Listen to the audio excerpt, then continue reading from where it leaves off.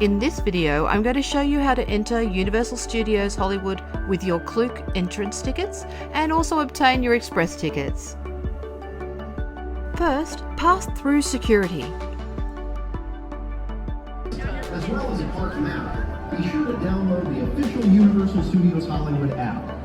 Then you'll go to the turnstiles next and open your Universal Studios vouchers.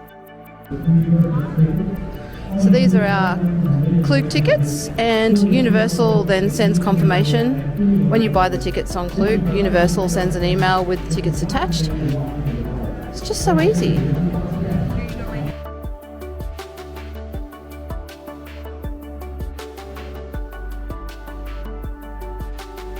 Your vouchers will be scanned. Awesome. That one's good.